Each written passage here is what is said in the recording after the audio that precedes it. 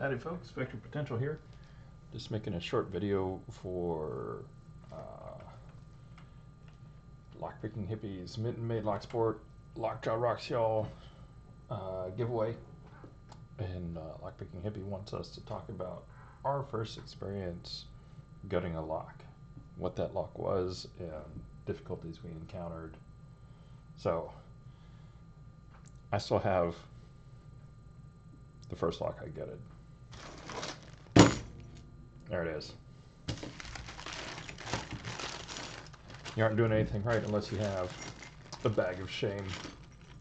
So here's my bag of shame. This is the lock body of the first lock that I gutted. And yeah, there it is. So this is the Bible from it. So what happened was, let's see.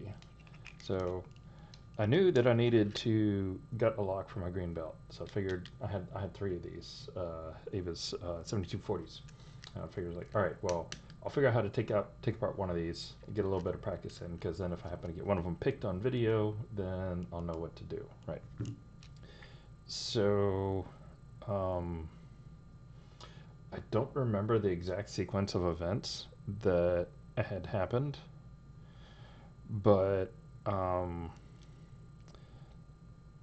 somehow I ended up with the core rotated 180 degrees, common problem. I mean, sometimes it still happens to the best of us these days. And then I managed to fix that.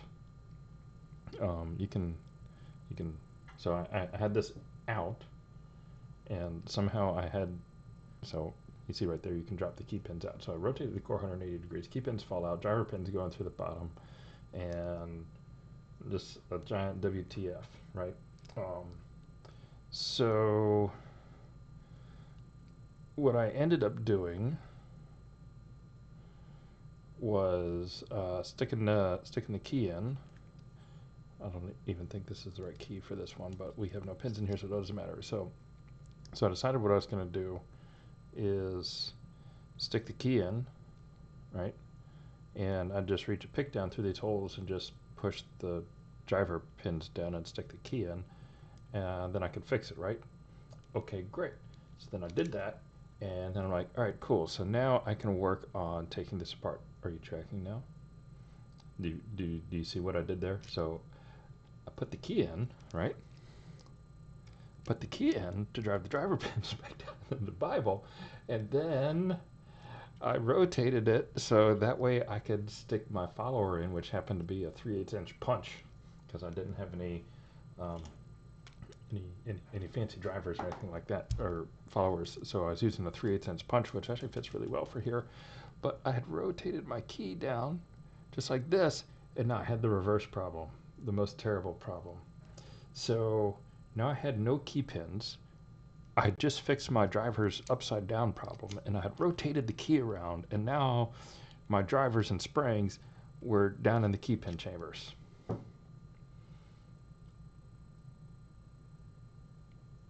So now what, right? So what I ended up doing was going out to the garage, and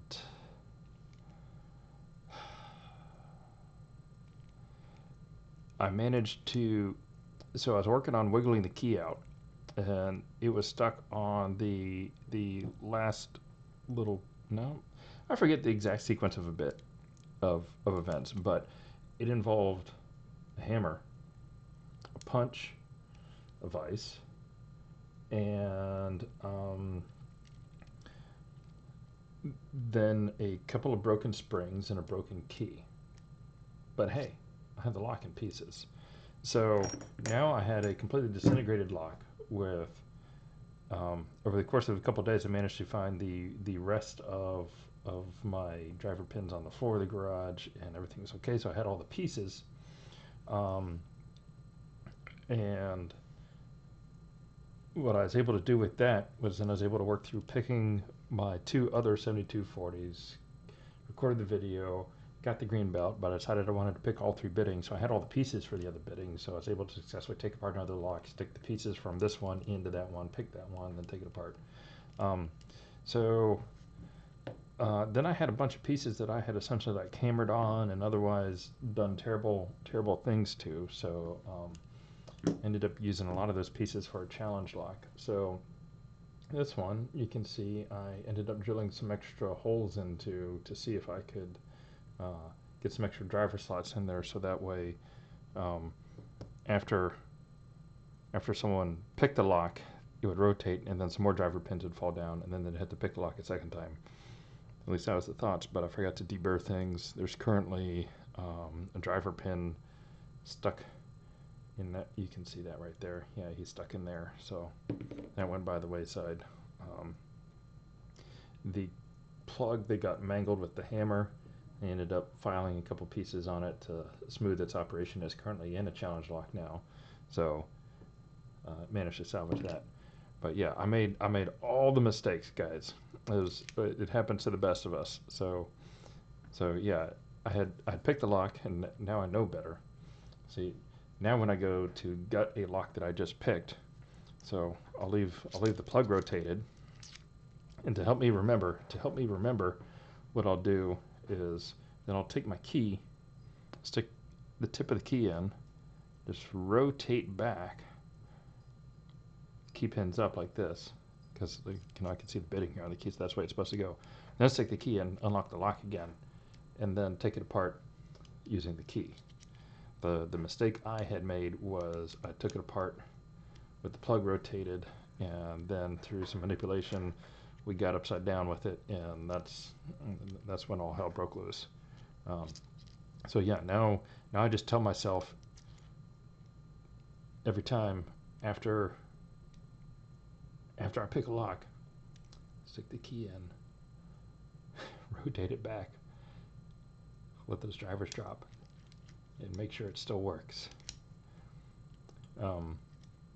I've made this mistake a couple times now, but I mean it's real easy to fix. Hold on, let me see if I can just get a pick here to demonstrate. So if this happens to you, all you need to do is just take like a flat edge of a pick and run it through and just push up real hard to get all the drivers up, and then you can rotate. But if your key pins have fallen out, through the bottom of the plug, don't rotate all the way back up, otherwise you're going to have a very, very hard problem. And on some locks there's a way to fix it, like on the 7240 here. If you're enterprising enough, you can get in that way and try to fix it, but then you'd really need a shim to go back here, and you'd have to start in the back and start working the shim up to try to fix it. I didn't have a shim at the time, but yeah. Hold on, what else? Hold on, I got another fun one to show you guys. All right, so that's the remnants of the first lock I gutted, and then sometimes you gut a lock that you really shouldn't. So this is some extra credit content, and this is what it looks like when you take apart an SFIC.